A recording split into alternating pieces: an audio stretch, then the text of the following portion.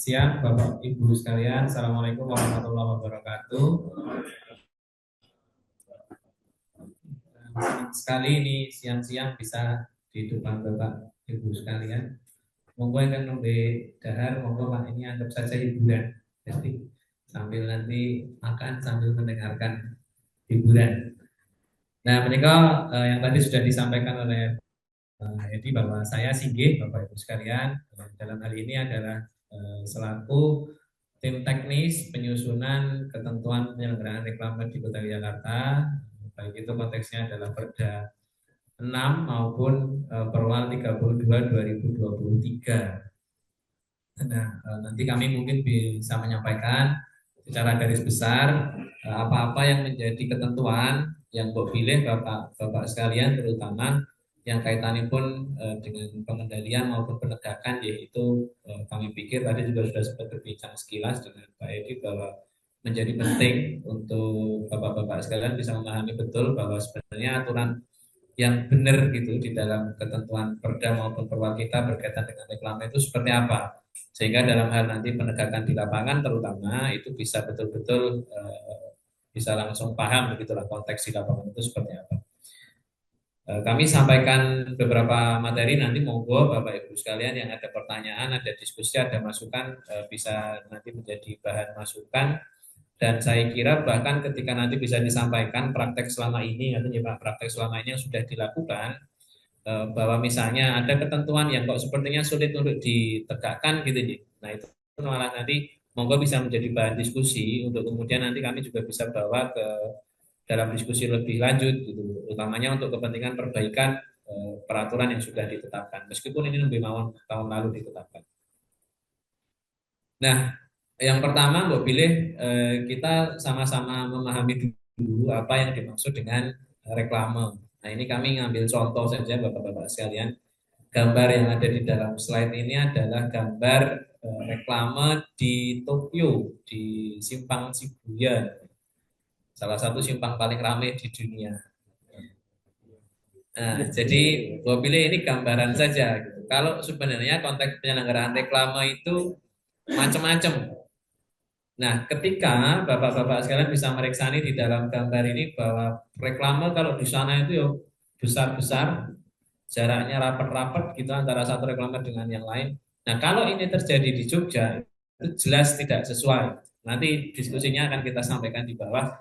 Tapi ketika Bapak-Bapak sekalian nemu pola seperti ini, reklamenya itu bisa jejer padahal besar semua, dia lokasinya tidak disimpang, nah itu jelas kemungkinan memang perlu ada penyesuaian.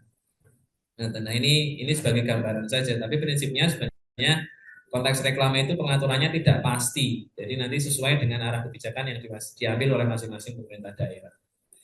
Nah, secara definisi di dalam Perda maupun Perwal mereka sudah ditetapkan bahwa yang dimaksud reklame itu adalah segala hal berkaitan dengan benda, alat, perbuatan atau media yang dirancang untuk memperkenalkan, menganjurkan, mempromosikan atau menarik perhatian umum. Jadi intinya ketika dia ngiklankan, apapun bentuknya, dia disebut reklame. Gitu, selama dia dipasang di dalam satu papan. Dan tinggal nanti jenisnya apakah dia kecil, apakah dia sedang, apakah dia besar, apakah dia reklamenya itu melintang, apakah dia permanen atau tidak permanen, dan sebagainya. Tapi prinsipnya bahwa semuanya kemudian bisa disebut dengan reklame. Nah, sebelum kami masuk ke materi, menikah kami coba cuplikan ada beberapa ibu sekalian, tapi dari street view ya. Jadi nanti kalau lain sana sebentar kami punya kesempatan, kami akan ambil yang live-nya. Tapi ini sebagai gambaran saja bahwa sebenarnya konteks pengelolaan reklame di Kota Jakarta itu kalau kita coba sandingkan yaitu seperti apa.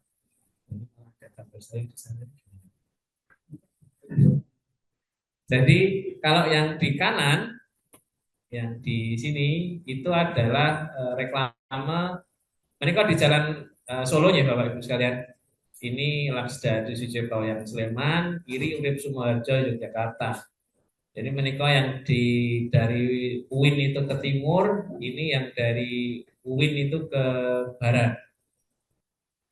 Nah, bisa diperiksa nih langsung gitu. Jadi sebenarnya salah satu penanda Sleman dengan Jogja itu tidak harus tugu, tapi reklame. Jadi menawi reklamenya itu seperti terlihat di dalam kanan itu berarti otomatis masuk Sleman. Nah, kalau yang kiri itu Jogja.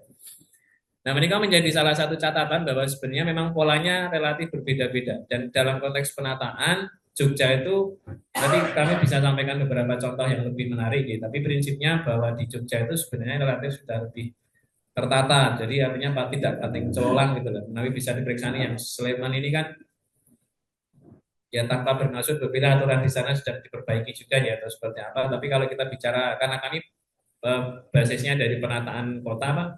Jadi kalau kita bicara mengenai konteks penataan kota, terutama dari sisi visualisasi, ya, memang terlihat sekali bagaimana Sleman dengan Jogja ini memiliki konteks karakter yang berbeda.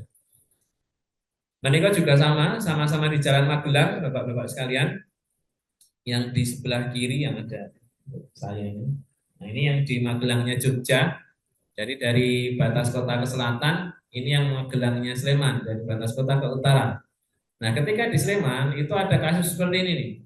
Jadi reklamenya itu berada di atas jalan persis. Nah, kalau di Jogja, ketika ada kasus seperti ini, sudah fix, harusnya tidak diperbolehkan. Nah, artinya mereka memudahkan ketika bapak-bapak sekalian terus melampah-melampah, kemudian ketemu kok ada gitu yang dia di atas badan jalan sudah jelas, itu berarti secara ketentuan harusnya memang tidak diperkenankan. Lanjut lagi, pilih mereka agak berbeda parangtritis Jogja dengan parangtritisnya Bantul. Nah, parangtritisnya Bantul juga wonten seperti ini. Jadi dia tiangnya ada di apa ini namanya, itu di jalan gitu loh, belum ada trotoarnya. Ada di jalan, kemudian bidangnya itu ada di atas jalan jaringan jalannya atau badan jalannya.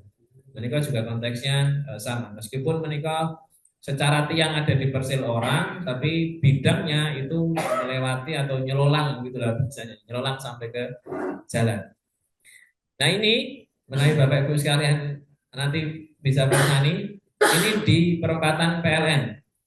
Nah bawah ini adalah Gedong Kuning. Jadi yang bawah itu dari perempatan Gedong Kuning ke barat itu. Nah yang atas itu perempatan Gedong Kuning ke timur. Pun Bantul. Nah, sehingga bisa diperiksa ini sebenarnya batas kota itu salah satu selain gapura tadi ya reklame. Bisa kelihatan sekali polanya. Jadi yang kanan itu Panting Celolan. Nah, kami lanjut dalam konteks secara tujuan. Kenapa kemudian bisa berbeda-beda tadi? Sebenarnya ada banyak hal yang menjadi pertimbangan.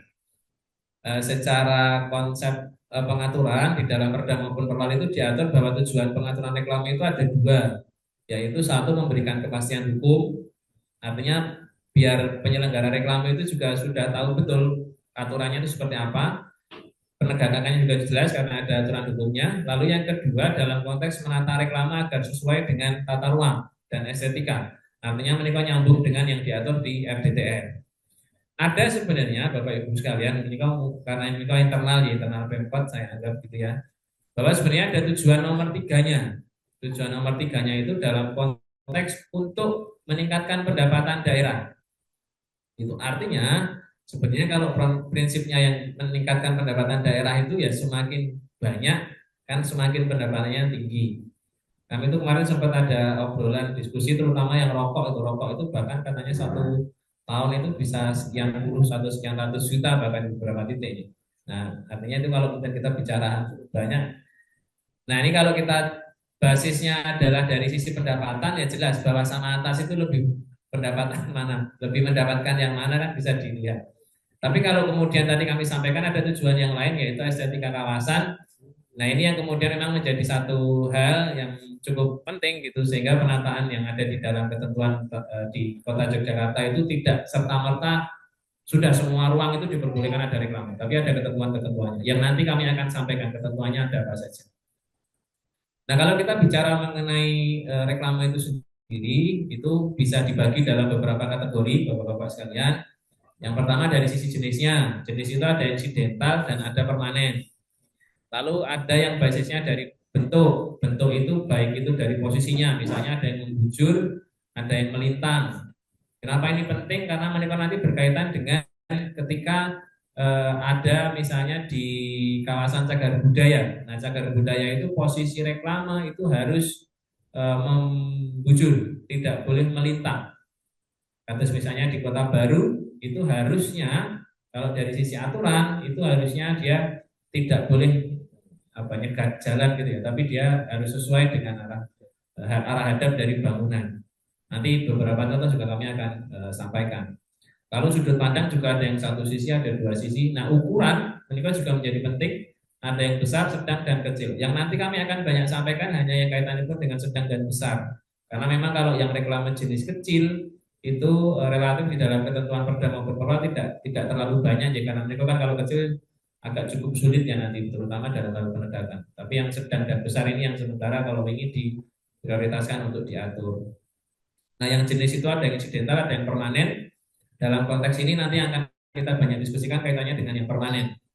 Kalau yang insidental memang kalau ini juga ada diskusi, tapi insidental itu kan apalagi kalau misalnya peraga kampanye itu yaitu kalau kemudian kita atur itu juga si malakama ada cukup banyak tantangan-tantangan terutama nanti potensi sosialnya yang cukup riskan, sehingga kalau ini diputuskan yang diatur adalah yang permanen dulu.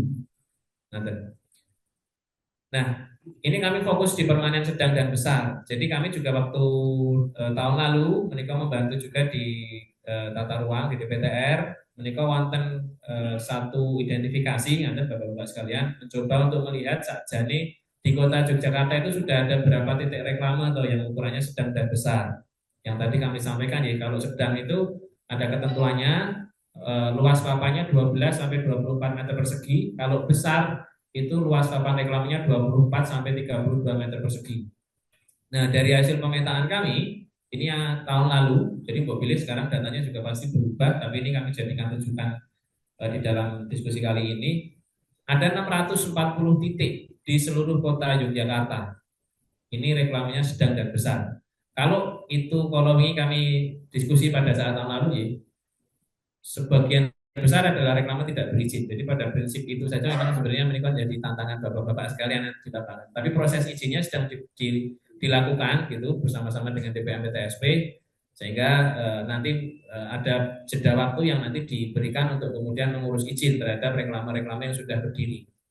Nah, secara sebarannya mereka bisa dilihat. Jadi tidak kok sebenarnya seluruh area itu dalam tanda kutip ya payu atau ada reklamenya, tapi terpusat. Nah, mereka wonten gambaran itu Bapak Ibu sekalian bisa dilihat pusatnya itu sebenarnya di sisi utara. Dari yang tadi kami sampaikan ada Jalan Solo, sekitaran Kota Baru, nanti terus kemudian ke selatan. Nah, yang di sisi selatan itu relatif kalau kita bicara pasar kok memang tidak tidak payu gitu untuk reklame. Nah, itu nanti juga jadi tantangan sebenarnya agar reklame itu tidak hanya terpusat tapi bisa tersebar karena sebenarnya banyak potensi-potensi ruang yang masih bisa.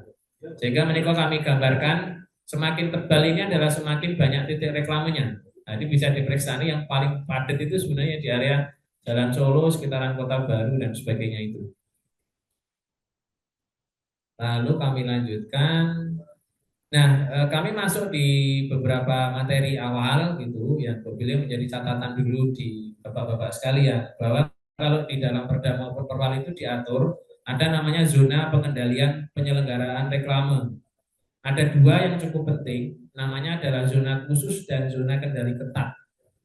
Khusus itu tidak boleh ada reklame, kecuali reklamenya untuk nama usaha profesi dan itu harus melekat di bangunan. Jadi tidak boleh misalnya dia bikin tiang sendiri dan kemudian dia juga reklamenya iklan produk yang tidak sesuai atau tidak sama dengan bangunan tokonya. Nah, itu kemudian pasti pelanggaran. Itu di zona khusus.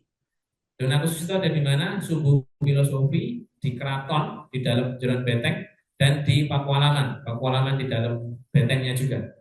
Nah, itu ketika ada reklame di sana permanen di sini.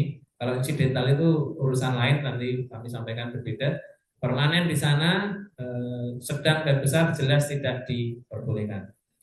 Lalu kendali ketat ini pengaturannya cukup ketat. Artinya mereka ada konteks pengaturan tertentu, yaitu di kawasan cagar budaya. Ada di Keraton, Pakualaman, Kota Gede, dan Kota Baru. Nah, secara peta seperti ini. Jadi kalau yang khusus itu yang di kiri ini Bapak Ibu sekalian, jadi Subuh Filosofi sampai ke selatan. Ini, terus kemudian Keraton, Jalan Benteng, pakualaman yang ada di dalam bentengnya.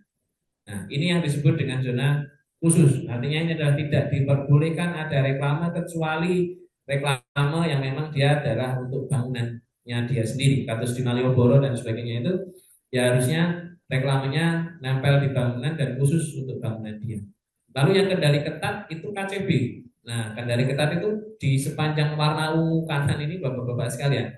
Sehingga sebenarnya tantangannya itu malah di kendali ketat. Kalau ini mah jelas, kalau ada wis jelas nggak pasti melanggar. Nah, yang di sini ini boleh tapi, nah yang tapi ini yang kadang-kadang agak sulit. Tapi harus arsitekturnya atau harus ada ornamen gitu, ornamennya harus sesuai dengan kawasan. Misalnya pun Kota Baru itu gayanya Indis atau Belanda. Menawi di kota gede itu arsitekturnya harus Jawa. Kalau di Malioboro, sekitar Malioboro itu arsitekturnya harus Cina, Tionghoa, Indis atau tradisional Jogja. Kalau di sekitaran Mantijelon Selatan itu harus tradisional Jogja. Nah, menikah yang kemudian memang menjadi catatan. Tapi prinsipnya dua area ini yang secara pengaturan relatif menjadi lebih ketat. Khusus jelas tidak boleh kecuali tadi beberapa hal. Kendali ketat itu boleh, tapi ada beberapa ketentuan-ketentuan lanjutan. Nah, ini sebagai contoh yang tadi kami sampaikan di kendali ketat itu ada ornamen-ornamen tertentu yang harus diikuti. Ini sebagai contoh saja di dalam perwal juga ada lampirannya. Jadi bentuk reklame yang ada di zona kendali ketat, terutama di kawasan cagar budaya tadi intinya, di KCB itu harus ada ornamennya. Kalau hanya kotak saja, gue sudah jelas itu berarti ada ketentuan yang mungkin kurang sesuai atau perlu kemudian dilakukan penyesuaian. Kotak saja tapi ada motif gitu, seperti misalnya pun yang di sini itu sudah diartikan sebagai ornamen.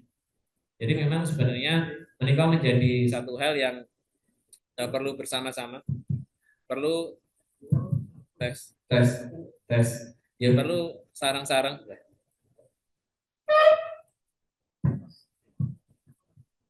Tes, tes, ya. Yang perlu nanti bersama-sama memang harus coba untuk disesuaikan. Nah, di dalam konteks kajian yang juga sudah dilakukan, yang tadi kami sampaikan, ya mengidentifikasi reklame existing, ini terutama dari sisi ornamen, Bapak-bapak sekalian.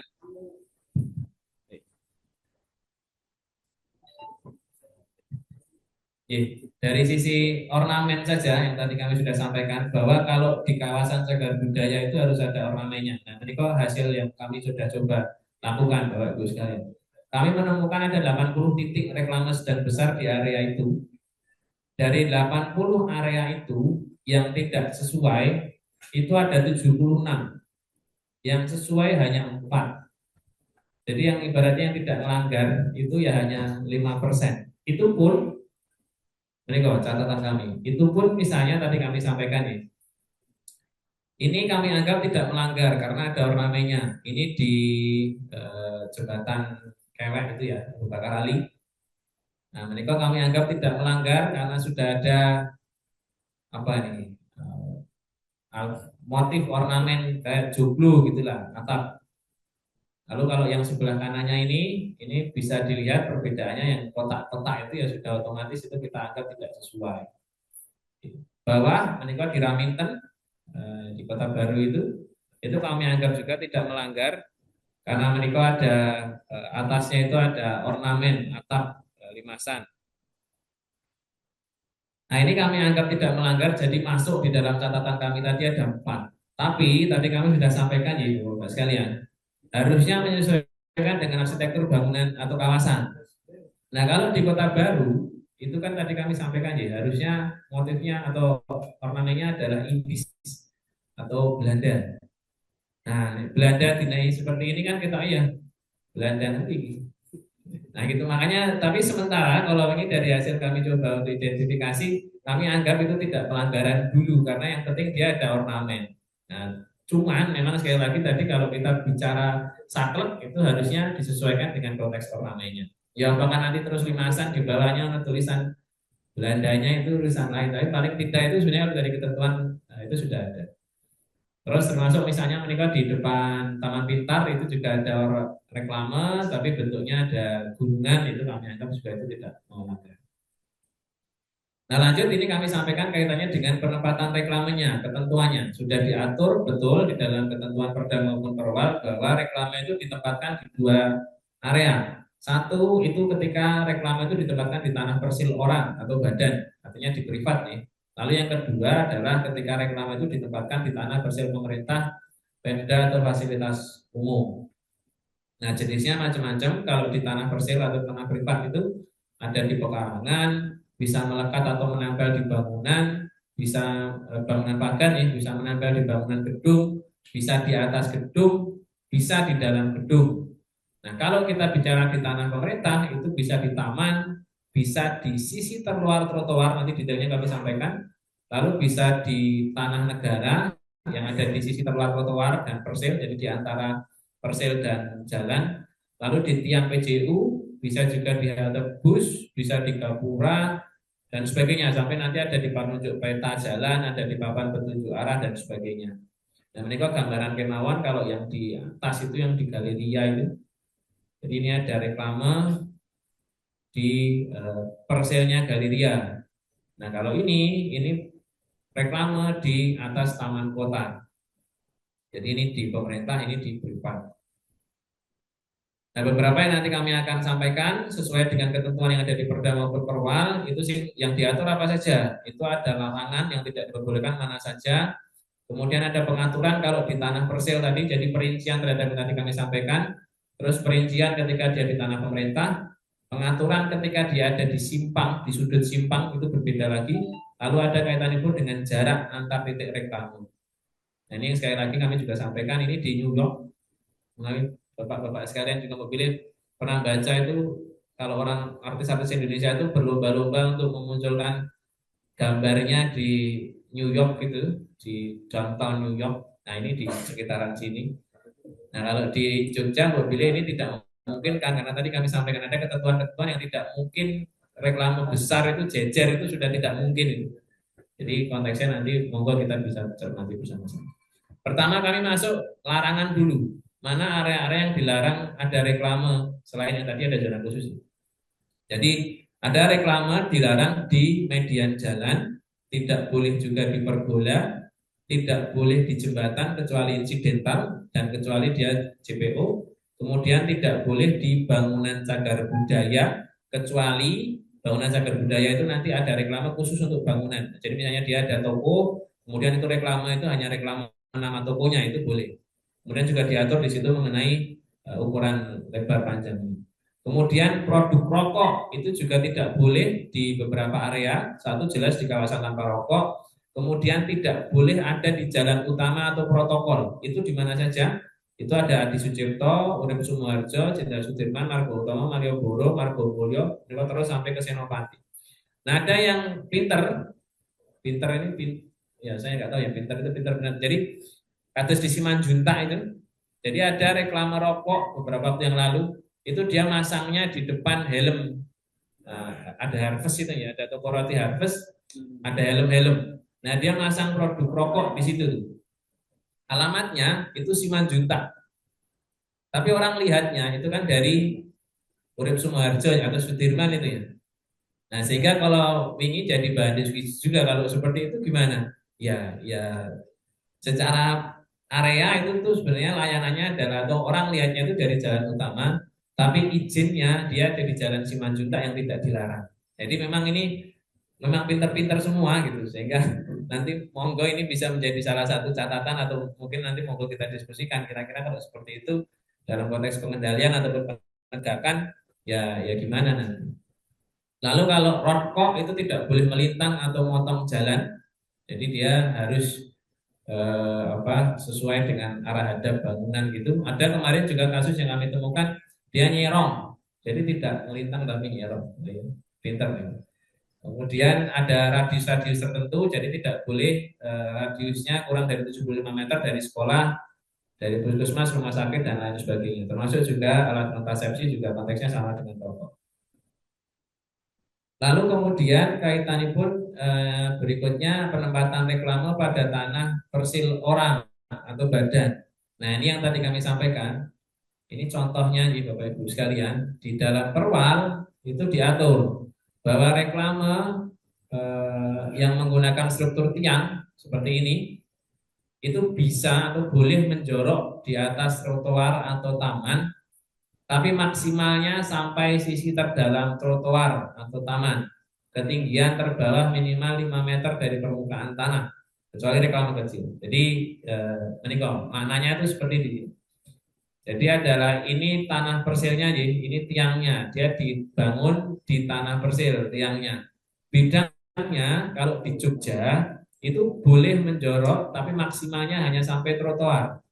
Tidak boleh melewati terus di atas badan jalan, itu tidak boleh aturannya.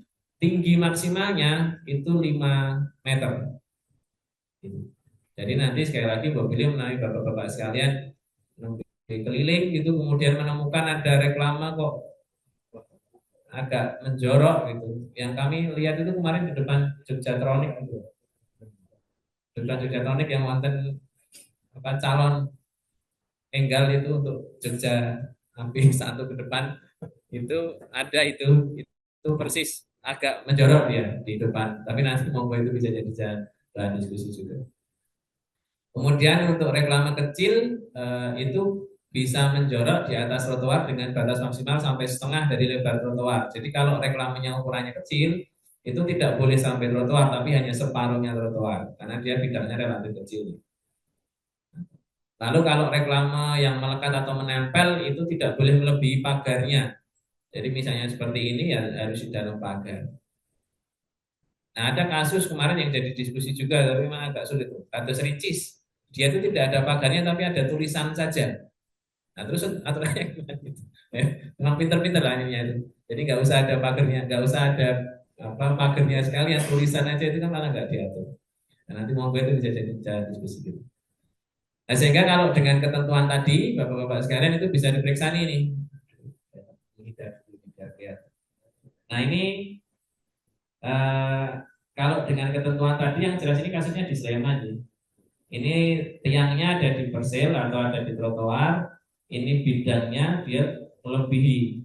Jelas kalau di Jogja jelas tidak boleh. Apalagi kalau sampai seperti ini numpuk. Ini benar-benar sampai media, ini juga sampai media ceceran dekat lah. Nah ini kalau di Jogja tidak diperbolehkan atau tidak diperbolehkan dengan berbagai macam pertimbangan kalau begini. Entah itu dari sisi estetika, entah itu dari sisi kemudian juga potensi bencananya gitu. Kalau nanti ada angin dan sebagainya, itu kan riskan sekali. Sehingga itu menjadi salah satu pertimbangan untuk di Jogja. Meskipun tadi kami sampaikan ya ada tujuan peningkatan pendapatan tadi Pak, tapi karena ada resiko yang jauh lebih besar, sehingga kalau ingin diputuskan untuk tidak dimasukkan ke dalam draft materi yang disepakati. Nah ini kasusnya kalau di Jogja, ini di Sudirman itu, nah ini kok manis sekali untuk jadi contoh. Ini kan yang reklamenya ada di Persil, kemudian ini bidangnya dijorokkan ke depan, tapi tidak sampai nebras jalan, hanya sampai di trotoar. Ini juga konteksnya sama, jika tiangnya ada di dalam Persil, jika bidangnya hanya sampai di. Nah ada beberapa kasus bapak-bapak sekalian yang secara pelebaran itu kalau ditarik lurus itu sebenarnya dia ngebras. Yang tadi kami sampaikan ya kode pinter-pinter itu. Jadi terus kemudian ini diencongkan ke sana. Jadi miring gitu dia. Nah, miring sampai kemudian dia batas trotoar. Jadi tapi tidak ngelintang ini jadinya. Dia agak miring agar dia tidak bisa melewati trotoar. Itu ada beberapa kali kami kemarin temukan. Ya itu sekali lagi penyesuaian atau adaptasi terhadap ketentuan aturan yang ada. Lalu yang berikutnya ketika dia penempatan reklame pada tanah perseroan atau badan, ada beberapa aturan misalnya melekat menempel pada bangunan gedung harus memenuhi syarat paling besar 40% dari fasad. Fasad itu muka bangunan. Nah ini contoh yang paling enak adalah menikah di kios atau ruko di sebelah timurnya Tugu. Nah mereka bisa diperiksa nih, ini kan setiap plong ini satu perizinan reklame. Jadi ada yang kurang dari 40%, mungkin ada yang 40%, tapi ragamnya itu terlihat. Sehingga mobilnya itu juga bisa menjadi salah satu bahan bapak-bapak sekalian menawi nanti ke lokasi, ke lapangan gitu, mana yang secara ketentuan fasad melebihi, mana yang tidak, itu sebenarnya sudah bisa nampak sekali untuk kita bisa sandingkan. Lalu berikutnya kalau kemudian penempatan reklame itu di tanah persil pemerintah ini satu kalau kaitannya pun dengan di taman. Nah ini contoh yang kami ambil itu di Bogor. Jadi di Bogor itu pemerintah itu membangunkan semacam tiang-tiang seperti ini, terus reklamenya ukuran kecil, tapi kemudian ini disamakan ada ornamennya kalau di Bogor itu kujang. Nah, ini dengan radius jarak tertentu, tapi diseragamkan. Nah, mereka kemudian dari pemerintah yang menyelenggarakan. Karena memang ketentuannya kalau di taman itu diselenggarakan pada taman aktif, status area publik atau jalur hijau, paling besar 4 meter persegi bidangnya, kemudian ditempatkan pada titik reklame yang disediakan oleh Pemda, dan ketika dia di jalur hijau itu hanya boleh Pemda saja yang menyelenggarakan, artinya tidak untuk diiklankan secara komersial di luar Pemda. Ini beberapa contoh saja, dan kalau ini sepertinya kami melihat mulai cukup banyak di depan Melia Purosani itu kecil-kecil itu sudah cukup banyak, bahkan rokok kalau tidak salah itu banyak. Lajeng penempatan reklame, nah ini yang cukup berbeda dengan ketentuan sebelumnya mengenai bahwa Bapak sekalian terpilih pernah melakukan penegakan melalui atau menggunakan instrumen perda atau perwal reklame yang tahun sebelumnya ya. Itu yang agak berbeda bahwa di saat ini di ketentuan sekarang itu dibuka bahwa reklame itu boleh tiangnya ada di badan jalan atau di trotoar, boleh di trotoar ketentuannya. Kalau yang sebelumnya tidak diperkenalkan, kalau sekarang itu diperbolehkan. Tapi mereka ketentuannya memang agak sedikit berbeda. Ini kami sampaikan contoh saja. Jadi gambar yang kiri ini Bapak Ibu sekalian, ini adalah gambar ideal jaringan jalan di perkotaan. Ini kami ambil dari permen dan ini juga menjadi salah satu lampiran di dalam perwal reklame. Jadi kalau idealnya bentuk jalan itu jadi idealnya bentuk jalan itu ada jaringan jalannya ini, kan ya. Ini ada median, kemudian ada rumajanya atau ini ada jalan aspalnya itu, kemudian ada bahu jalan di sini. Bahu jalan itu entah ada biasanya pun ada putih-putih di sini, terus ada trotoar. Jadi di situ ada bahu jalan. Kalau di tol itu ya bahu jalan itu untuk jalur menepi gitu. Kemudian baru masuk ada trotoar. Ini yang nomor yang hitam ini. Nah ini adalah trotoar. Lalu sebelahnya lagi ada saluran tepi. Baru habis itu ada tambang pengaman. Itu kalau kondisi ideal perkotaan. Tapi di Jogja itu tidak ada yang ideal sama sekali. Itu hanya sedikit sekali yang misalnya kita bisa ideal, itu pun mungkin tidak terus utuh sama gitu.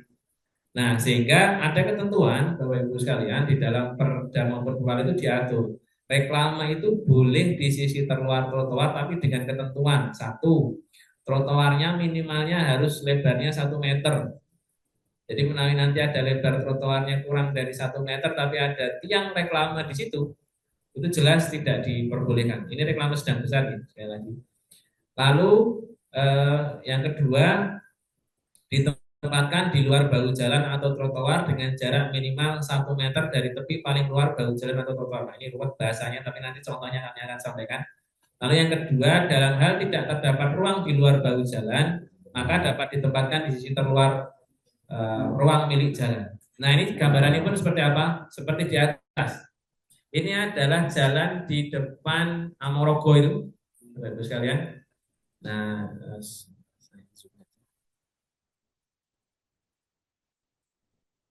jadi ini gambarannya pun, ini adalah jaringan jalannya atau jalan lalu lintasnya. Ini bahu jalan itu yang dari putih ini ke trotoar yang kecil ini. Ini trotoarnya. Nah, ini adalah area di luar bahu jalan. Nah, reklame itu kalau sesuai ketentuan aturannya itu boleh di luar bahu jalan jarak minimal 1 meter. Artinya di area ini. Jadi di luar trotoar di sini.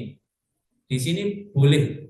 Tidak harus ada di pojok, tapi boleh di area luar trotoar. Tadi minimal jaraknya 1 meter. Jadi kalau di sini ditarik 1 meter, ya berarti area itu boleh untuk reklame. Yang jadi masalah di Jogja itu yang ada pola jalan seperti ini sedikit sekali.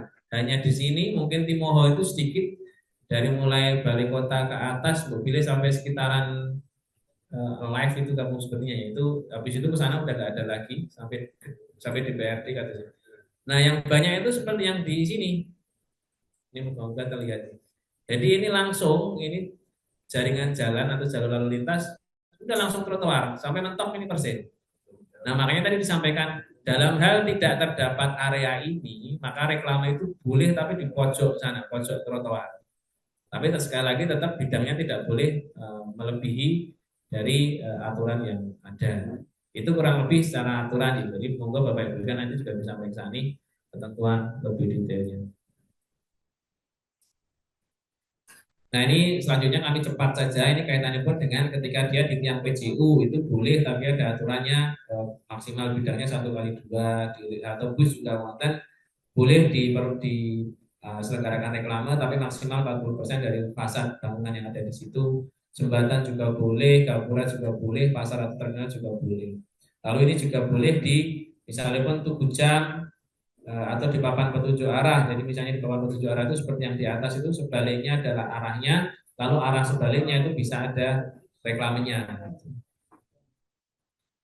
Nah berikutnya menikah yang cukup ini juga Bapak-Bapak sekalian, kalau pilih aturannya agak sedikit jelimet gitu ya. Tapi sebenarnya sudah diatur secara jelas di dalam Perda maupun Perwal mengenai reklame di sudut simpang. Jadi reklame di sudut simpang itu dibedakan.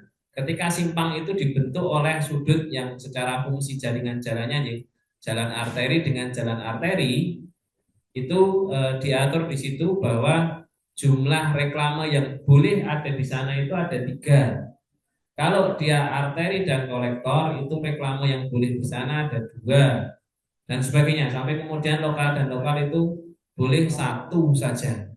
Nah, ini gampangannya pun inilah kami sampaikan saja. Tapi itu sudah ada di dalam Perda Perwal Bapak Ibu sekalian. Jadi sudah ada petanya ini. Segitiga ini adalah ketika reklame sudut simpang itu 3. Kalau biru ini 2, yang hijau ini 1. Jadi misalnya pun di simpang ini kan ada 4 simpang nih, ada simpang 4. Yang warna biru berarti dia boleh ada di sudut ya, itu boleh ada 2 reklame. Kalau hijau itu dia hanya boleh 1 reklame. Kalau segitiga nanti ketika nemu segitiga jadi itu boleh ada 3 reklame. Contoh segitiga itu mana? Itu di ring road. Jadi ring road yang taman lalu lintas itu kan pertemuan antara jalan arteri ring road ya, dengan jalan arteri sekunder yaitu di Mogiri. Sehingga dia boleh ada 3 reklame. Nanti ada beberapa contoh atau di sini. Nah, dalam menempatkan di simpang itu ada ketentuan ibu. Ketentuannya adalah prioritas. Jadi menikah di bawah ini. Prioritas pertama itu fasad bangunan, prioritas kedua di tanah persil, prioritas ketiga baru di tanah pemerintah. Ini bayangannya pun ada. Jadi kalau di sudut simpang mau pasang reklame itu prioritas 1 itu dia harusnya di fasad bangunan dulu. Atas di galeria itu berarti ini dulu nih. Itu harusnya. Nah, ketika tidak ada bangunan atau bangunannya tidak menghadap ideal untuk ke simpang, untuk ke sudut simpang itu, maka prioritas kedua adalah dia masang dulu di dalam tanah persilnya orang yang ada di simpang. Baru kalau ternyata di situ tidak ada, tidak diperbolehkan oleh yang punya, baru kemudian tanah pemerintah atau trotoar atau taman. Jadi sebenarnya ada konteks prioritas semacam itu untuk sudut simpang. Nah ini kami sampaikan contohnya Bapak Ibu sekalian. Tadi kami sampaikan di Giwangan. Jadi Giwangan itu ini jalan arteri, ini jalan arteri, ini jalan arteri. Tahu arteri dari mana? Mereka wonten di peta tata ruang. Dan di peta tata ruang itu ada yang dimaksud jalan arteri itu di mana, jalan kolektor itu mana, jalan lokal itu mana. Nah ini batas kotanya, jadi ini yang merah-merah itu adalah batas kota Jogja, agak melungker gitu, sampai kemudian ini di Brimob itu kepenggal bagian atasnya punya kota Yogyakarta, selatan itu masih punya Bantul. Tapi kalau jalan ini membagi kota Jogja dengan Bantul. Nah, serupa dengan yang tadi Bapak-bapak sekalian, kalau kita coba sandingkan ini yang 3 ini punyanya kota semua. Jadi yang di sini adalah sisi utara timur, Jadi ini jalan ini ke arah kota, itu ke arah UAD. Nah, ini posisinya adalah di sudut simpang milik kota. Ini yang ke arah Giwangan. Menika ring road, ini ke arah Imogiri Timur. Jadi ini utara barat, utara timur yang jauh. Utara timur itu di sini ada harusnya kalau sesuai ketentuan tadi di sini boleh ada 3. Jadi sebenarnya ini ada 3, tidak ada masalah. Di sini ini juga masuk punyanya kota karena kepenggalnya kalau dari sisi peta tadi menggal perselnya Brimo. Nah ini, kagungan ibu betul. Bisa diperiksa ini ada berapa jumlah reklaman di sana? 1, 2, 3, 4, 5, 6, 7, 8 dalam satu simpang. Jadi Bapak Ibu sekalian bisa meriksa ini sebenarnya memang karakter kota itu bisa kelihatan dari reklame. Ketika sudah masuk kota itu relatif, artinya kalau kita keluar kota itu ya ketika sudah ada reklame banyak sudah positif itu keluar kota. Itu selain gabungan. Nah, ini bisa diperiksa ini sangat jelas sekali kalau kita bicara di beberapa sudut-sudut kota. Nah, ini juga contoh. Nah, ini yang tadi kami sampaikan contoh-contoh yang pintar-pintar tadi itu. Ya, salah satunya kami sampaikan ya ini sebelum kami masuk ke simpang. Tadi kan kami sampaikan bahwa rokok itu tidak boleh di Jalan Urip Sumoharjo. Nah ini salah satu contohnya. Ini rokok dia izinnya tidak di Urip Sumoharjo, tapi di Jalan Suroto. Nah, tapi orang lihatnya dari Urip Sumoharjo. Nah, jadi kalau seperti ini, nah terus gimana ya? Ya nanti itu jadi salah satu bahan yang mungkin bisa didiskusikan. Kalau ini ada ide inisiasi bahwa ini masuk sudut simpang, karena dia masuk simpangnya Urip Sumoharjo, maka harusnya dia juga terkena aturan tidak boleh itu karena dia masuk sudut simpang Urip Sumoharjo. Nah kembali ke simpang tadi, di dalam peta kan mantan plotnya nih, misalnya pun ini sudut simpang ini di Golkar itu, kalau secara ketentuan harusnya maksimal 2, karena dia kolektor dengan kolektor. Nah prakteknya pun monggo bisa dibolehkan piyambak-piyambak. Terus yang sebelah utara ini lebih rumit lagi, yang di sisi utara Bapak-bapak sekalian, mereka 4 tiangnya di kantor polisi. Nah ini sudah ini lagi tuh urusannya sudah repot lagi. Jadi ada cukup banyak. Bahkan kalau itu juga ada diskusi gimana ketika reklame itu ada di atas kantor pos polisi, di pos polisi ini. Nah, ya kalau dari sisi ketentuan clear gitu tidak diperbolehkan sebenarnya karena mereka menjadi bagian. Artinya tidak diperbolehkan itu ketika dia ada di sudut simpang dan sebagainya tadi. Terus jarak dan. Tapi sekali lagi ini nanti monggo bisa menjadi bahan diskusi kita apakah memang hal-hal semacam ini menjadi tantangan berikutnya untuk kita bisa tegakkan. Lalu kata Simon ini yang sudah di ujung-ujung terakhir, Bapak sekalian, terakhir kaitannya dengan jarak penempatan reklame. Jadi ada aturan reklame sedang dan besar itu jaraknya minimal 50 meter. Jadi misalnya pun menikah dari sudut simpang tadi ya, ini sudut simpang katakanlah ini di mana Kota Baru tadi yang Golkar. Ini di simpangnya radiusnya tadi sudah ada ketentuan misalnya ini 20 meter, jadi dari sini 20 meter itu disebut dengan sudut simpang. Lalu maksimalnya misalnya di sini boleh ada 2, kemudian dari titik terluar ini itu dihitung 50 meter. Nah habis itu baru boleh ada lagi 50 meter lagi, boleh ada lagi 50 meter lagi. Sehingga tadi kami sampaikan di Jogja itu tidak akan mungkin jejeran 2 reklame ketika jaraknya kurang dari 50, harusnya tidak diperbolehkan karena minimalnya itu 50 meter. Nah, sehingga nanti itu monggo. Kalau itu yang jadi diskusi, salah satunya adalah gimana kalau prakteknya sudah jejeran gitu. Terus ternyata semuanya tidak berizin. Nah, itu jadi rumit lagi tuh. Terus nanti misalnya ngurus izin siapa yang dimenangkan. Nah, itu juga jadi salah satu repot kalau ini. Tapi akhirnya kemarin kesepakatan sementara kalau saya tidak salah ya, kalau ini juga ikut diskusi di DPM PTSP.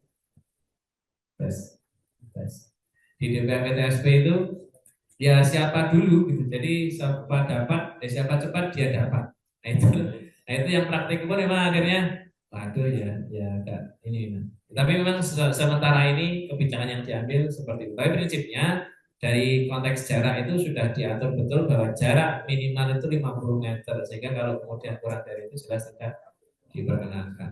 Nah ini perizinan, tapi saya kira saya cepat saja bahwa konteks izin itu ada izin penyelenggaraan, ada juga yang persetujuan bangunan gedung. Persetujuan bangunan gedung itu ketika dia secara lebar bidangnya itu lebih dari 8.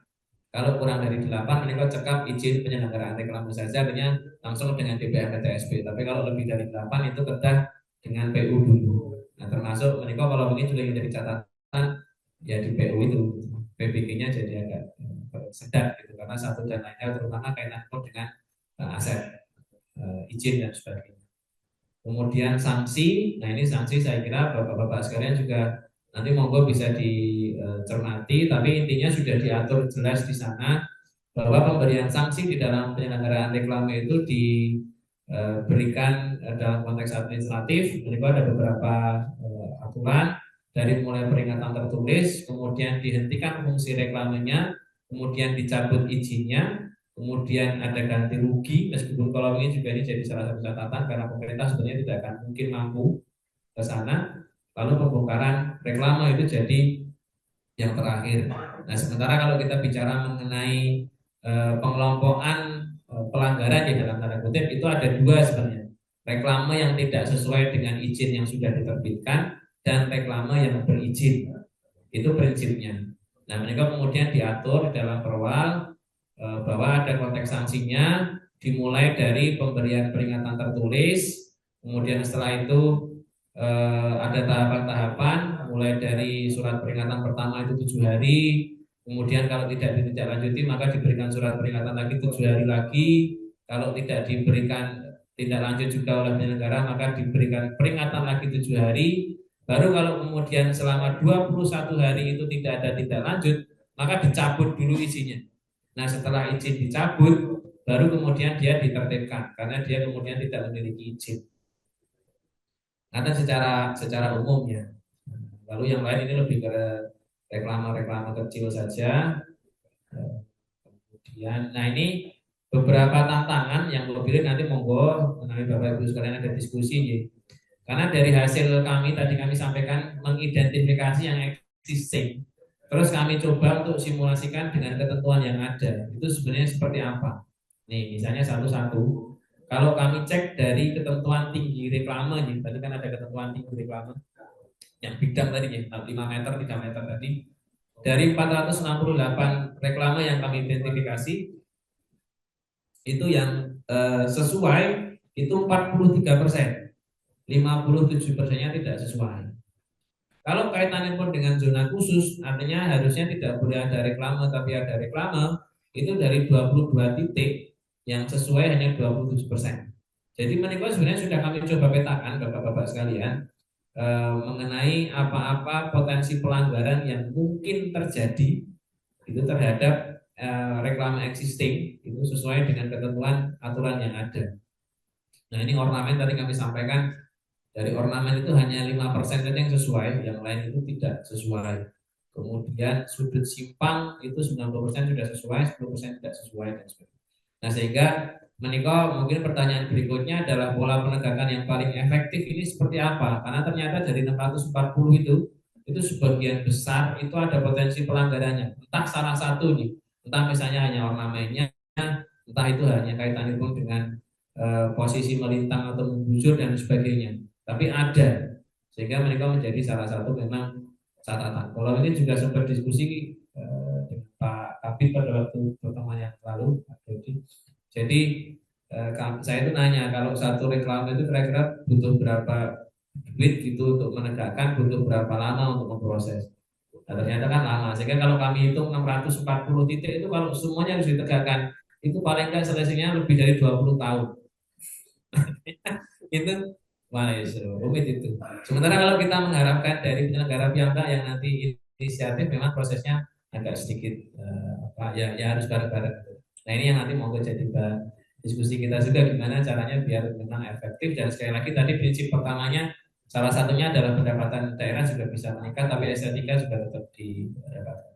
Nah, sehingga dari situ, dari beberapa hal tadi, kami sebenarnya juga sudah coba untuk memberikan rekomendasi mana jenis pelanggaran-pelanggaran yang berat, mana yang ringan, mana yang sedang, agar nanti sebenarnya dalam konteks penegakan, terutama oleh tim di Satpol itu bisa mengidentifikasi, oh berarti fokusku itu yang berat saja. Kalau yang ringan itu kasus misalnya berapa pelanggaran ya di sini, misalnya pun yang langgam, rokok, kemudian kesesuaian naskah itu kami anggap ringan karena penyelesaiannya cukup, ya sudah diganti saja naskahnya, atau kalau ornamen ya sudah tadi misalnya cuma ditambahin celempur gitu lah, itu sudah cekap.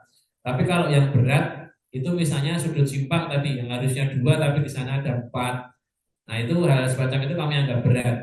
Karena kenapa berat? Karena potensinya itu mau tidak mau ketika tidak ada penyesuaian ya berarti harus dibongkar ujung-ujungnya. Sementara kalau yang ringan atau yang sedang itu misalnya tinggi reklame itu kami anggap sedang karena itu relatif tidak perlu bongkar reklamnya tapi cukup bidangnya yang disesuaikan dan sebagainya. Nah, mereka sebenarnya sudah kami coba untuk atur sedemikian rupa. Masalahnya, nah ini sekali lagi, dari 640 titik reklame itu, yang data yang kami coba ini ya, identifikasi, yang tidak ada pelanggaran hanya 12 titik, jadi sama sekali itu aman, artinya hanya 2%. Yang ringan 101 titik, yang sedang 164 titik, yang berat itu 363 titik. Artinya 57% itu potensinya adalah pembongkaran. Nah, kalau pembongkaran kan berarti kita bapak-bapak sekalian ini yang kita nanti menindaklanjuti. Nah, sehingga memang ini menjadi satu hal yang catatan kalau ini cukup pelik lah, terutama misalnya pun ya tadi ada sudah seberangnya Golkar, terus menang lagi itu ini seberangnya lagi Pak Polisi, harus tinggal milih yang mana yang akan di, di proses. Nah, ini dua hal yang memang harus harus hati-hati betul. Nah, ini gambaran-gambaran kemauan. Jadi sebenarnya di DPTR pada waktu itu kami sudah membantu untuk melihat, nah, misalnya pun ini titiknya di mana, lokasi reklamanya apa, potensi pelanggarannya apa sesuai dengan ketentuan di reklamanya. Kemudian dia rekomendasinya kira-kira apa. Nah, sebagian besar itu kami rekomendasikan kalau mau aman itu udah ukurannya aja dikecilkan, tidak usah berubah titik, tapi ukurannya dikecilkan, jangan sedang atau besar jadi kecil. Nah, itu salah satu solusinya kalau kami sampaikan relatif menjadi aman karena di dalam ketentuannya tidak menjadi permasalahan. Saya kira itu Edi yang bisa kami sampaikan. Nyuwun ngapunten Bapak-bapak sekalian, menawi tadi yang kami sampaikan ada yang kurang pas atau kurang berkenan. Selanjutnya monggo menawi ada diskusi kami. Terus kami kembali.